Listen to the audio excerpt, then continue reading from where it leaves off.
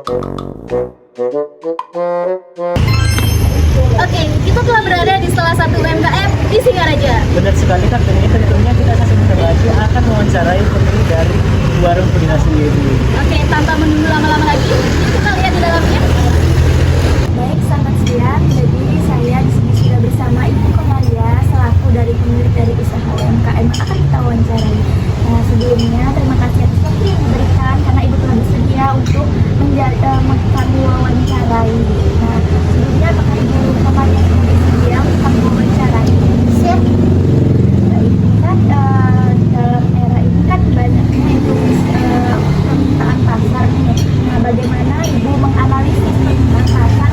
Nah, ada suatu hari seperti hari raya Galungan atau Kuningan itu kan permintaan dari pelanggan itu kan melonjak ya Bu ya. Nah, bagaimana Ibu menganalisis dalam kondisi tersebut? Apakah stok mungkin lebih banyak atau tetap seperti hari biasa? Pastinya lebih banyak lah ya, soalnya pelanggan lebih banyak yang datang ya. Bukan pelanggan pun dari kota Denpasar itu mau pulang ke desa pasti mampir dulu kemari. Jadi kita harus siap-siap stok lah ya. Ya, berarti stoknya lebih banyak Lebih banyak daripada hari lagi biasa. Ya, seperti yang kita ketahui kan dalam mendekati menjelang hari raya tuh bahan baku atau bahan bumbu lainnya tuh kan sudah dipastikan naik ya Bu ya. Nah, apakah kenaikan dari bumbu atau bahan tersebut itu mempengaruhi harga jual yang biasa Ibu jual dalam sehari-hari gitu, dalam hari biasa gitu? Kalau masalah kenaikan harga sih enggak kayaknya, tetap aja di harga itu, cuma porsinya aja dikurangi. Porsinya dikurangi, namun harganya tetap. Jadi kenaikan tidak merubah harga dari porsi yang biasa dijual. Jadi kan dalam usaha ini kan pasti saja ada tantangan-tantangan tersendiri yang mungkin Ibu hadapi dalam membuka usaha ini. Nah, apa sih tantangan-tantangan yang Ibu hadapi dalam membuka usaha ini? Tantangannya ya, pelanggan itu kan banyak cewek, daging yang fresh ya. Makanya kita kan nggak punya kulkas nih, jalan satu-satunya ya daging itu ditumpuk sama es batu kan, seperti pengawetan gitu modelnya. Ya saya sejujur seperti itu, jadi orang belanja tuh minta yang fresh ya udah fresh dagingnya kita. Jadi masa nggak pernah nyetok daging yang kemarin, nggak pernah. Jadi harus selalu fresh Iya. penggunaan pelanggan. Baik. Baik, pertanyaan selanjutnya, apakah ada strategi yang digunakan agar penjualan tetap stabil di era banyak yang saing dan menjual produk ini?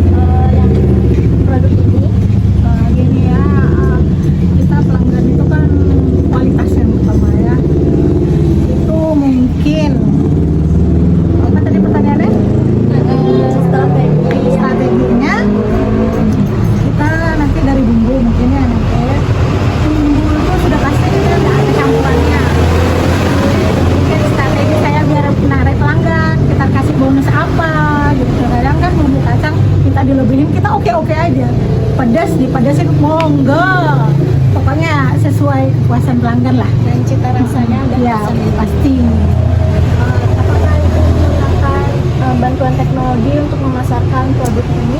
Sekarang saya belum ya dapat sempat kepikiran untuk ke situ, cuman kita aja udah sebegini aja sudah alhamdulillah ya jualannya. Jadi kalau udah pakai gitu kayaknya kewalahan deh ya.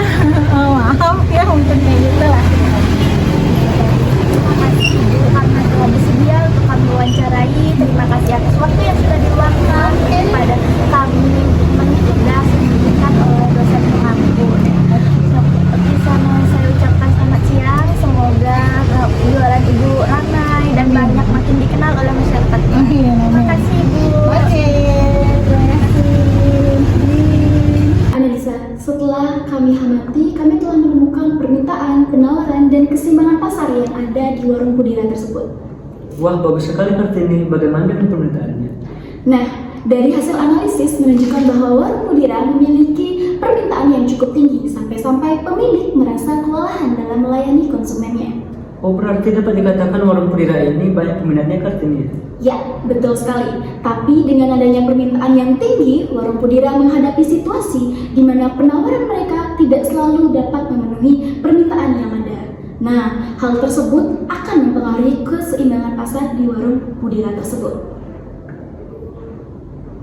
Oke, dengan permintaan yang tinggi dari pelanggan, warung Pudira berada dalam situasi di mana keseimbangan antara penawaran dan permintaan tidak stabil. Nah, pemilik yang merasa kewalahan dalam melayani konsumen dapat mencerminkan ketidakseimbangan yang terjadi saat permintaan melebihi kapasitas produksinya.